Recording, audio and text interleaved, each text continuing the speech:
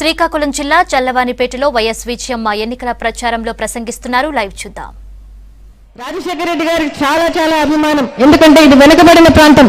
మా రాయలసీమలో నేను ఏ విధంగా కష్టపడతానో అట్లాగనే ఇక్కడ ప్రజలు కూడా కష్టపడతామని రాజశేఖర రెడ్డి గారికి చాలా అభిమానం. అంతేకాకుండా రాజశేఖర రెడ్డి గారు పాదయాత్ర చేసి ముగించిన ప్లేస్ ఇదే. షర్మిలమ్మ 3112 కిలోమీటర్లు పాదయాత్ర చేసి ఇక్కడ ఈ జిల్లాలోనే ముగించడం కూడా జరిగింది. జగన్ బాబు కూడా 3648 కిలోమీటర్లు పాదయాత్ర చేసి మరి ఈ జిల్లాలోనే ముగించడం జరిగింది.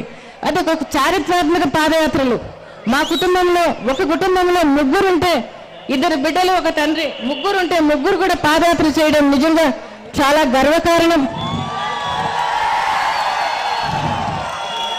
అందుకు వాళ్ళకు రావడానికి నడవడానికి అన్నిటికీ కూడా మీ సహకారం, మీ ఆశీస్సులు, మీ దీవెనలను కూడా మీకు అందరికీ కూడా నేను చెప్తున్నా.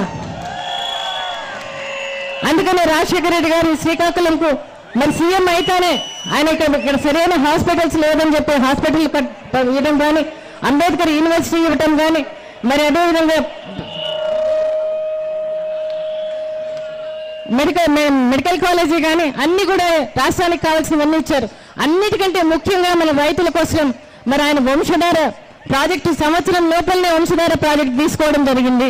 950 కోట్ల రూపాయలు దగ్గర దాన్ని విడుదల చేసి 700 కోట్ల రూపాయలు ఖర్చు పెట్టి 70% మరి వంశధార ప్రాజెక్టు పూర్తి చేయడం కూడా జరిగింది.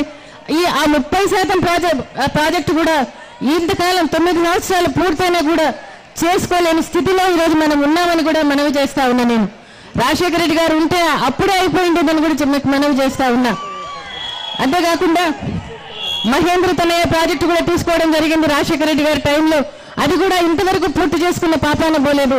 ఈరోజు చేసేది ఏంటంటే చంద్రబాబు నాయుడు గారు ఈ ప్రాజెక్టు పూర్తి చేయలేదు, కానీ ఈ ప్రాజెక్టు మీద మరి అంచనాల కంటే ఎక్కువ వ్యయం వేసి ఆయన బినామీలకు కాంట్రాక్టులు ఇచ్చుకొని లాభపడ్డారు. కానీ ఈ ప్రాంతానికి ఈ 2 ప్రాజెక్టులు పూర్తి చేయాలన్న జ్ఞానం కూడా లేకుండా పోయిందని కూడా మీకందరికీ కూడా చెప్తా ఉన్నా. నేను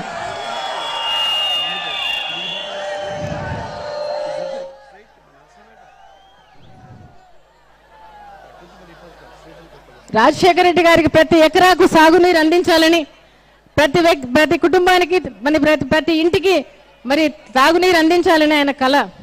రాజశేఖర రెడ్డి గారు ఆ రోజు ఎత్తిపోతల పథకాలు తీసుకొచ్చారు.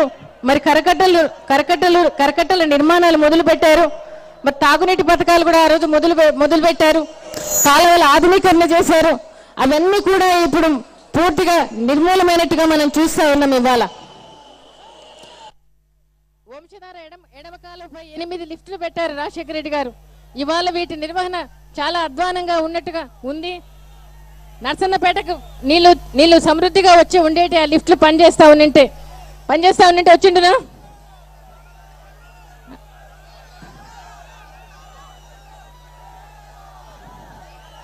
చంద్రబాబు నాయుడు గారు ఆ పనులు పూర్తి చేయలేదు. మరి కరకట్టలు అసలు పట్టించుకోలేదు. ఎత్తిపోతల పథకాలు నిర్లక్ష్యం చేశారు. కాలువల ఆధునీకరణ అసలుకే లేదు. తాగునీటి పథకాలకు అంతకంటే దిక్కు లేదని కూడా మీకు అందరికీ మనవి చేస్తా ఉన్నా. ఆయన చేసింది ఏంటి అంటే మరి ఎక్కడెక్కడ నదులు ఉన్నాయో అన్ని చోట్ల కూడా ఎక్కడెక్కడ ఉన్నాయో ఇసుకను మాత్రం చాలా మింగేశారని కూడా చెప్తే తెలుగుదేశం నాయకులందరూ కూడా అన్ని నదుల్లో ఉండే ఇసుకను కూడా ఈరోజు అమ్ముకొని కోట్లు సంపాదించిన తెలుగుదేశం నాయకులను కూడా చెప్తా ఉన్నా. ఇవాళ రాజశేఖర రెడ్డి గారు మరి ఈ నర్సన్నపేట కాన్స్టిట్యున్సీకి 38,000 ఇండ్లు ఇచ్చినట్టుగా ఉంది. ఆ రోజు గుడిసెలేని రాష్ట్రంగా ఉండాలని చెప్పి ఇట్లా మీటింగ్లో ఎప్పుడైనా కూడా ఎవరైనా చెయ్యి ఎత్తాలి, ఎండు లేని వాళ్ళు ఉన్నారంటే చెయ్యి ఎత్తకూడదని ఆయన అభీష్టం. అట్లాంటిది ఈరోజు మరి జరగాల్సిన ఇదికి జరగడం లేదని కూడా చెప్తా ఉన్నా. చంద్రబాబు నాయుడు మీకు ప్రామిస్ చేసినట్టుగా రాజాల చెరువు పర్యాటక కేంద్రంగా మార్చారా? నర్సన్నపేటకు రింగ్ రోడ్ వస్తుందని చెప్పారు, వచ్చిందా? తాగునీటికి పరిష్కారం చూపుతానన్నారు, వచ్చిందా? గిరిజన ప్రాంతాలకు హాస్పిటల్ అన్నారు, వచ్చిందా? ఏ ఒక్క హామీ కూడా ఎక్కడ ఏ జిల్లాలో ఎత్తుకున్నా కూడా ఏ ఒక్క హామీ కూడా పూర్తి చేయలేదు. ఈ రోజేమో రుణమాఫీ చేసేసానంటాడు, అక్క చెల్లెళ్ళమ్మకు నేను పెద్దన్నానంటాడు, మరి ముసలిళ్ళకి నేను పెద్ద కొడుకుని అంటాడు. ఆయన పెద్ద కొడుకుగా ఆయన పెన్షన్ పెంచాడా? జగన్ బాబు 3,000 రూపాయలు ఇస్తాను పెన్షన్ అని చెప్పి 2,000 రూపాయలు ఇస్తానని చెప్పి పెన్షన్ 2 ఏళ్ల నుంచి ప్రకటిస్తా ఉన్నాడు. ఎలక్షన్ ఒక్క నెల ఉండనంగా ఈ నెల మాత్రమే 2,000 ఇచ్చేసాను అని చెప్పాడు.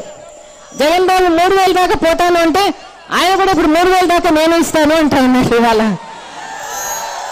జగన్ బాబు ప్రకటించిన నవరత్నాలన్నీ కూడా ఈరోజు ఆయన కష్టపడి ఓదార్పు యాత్రలో అయితేనేమి, పాదయాత్రలో అయితేనేమి, ఆయన మీ కష్టాలు విని మీ బాధలు విని ఆయన ఒక డెసిషన్ తీసుకొని ఇది ప్రజలకు అవసరం ఉంది, నేను ఇది చేస్తానని ఆయన చెప్తా ఉంటే చంద్రబాబు నాయుడు గారు ఏసీ రూముల్లో కూర్చొని ఈరోజు జగన్ బాబు చెప్పినవన్నీ నేను చేస్తానంటున్నాడు. ఇవాళ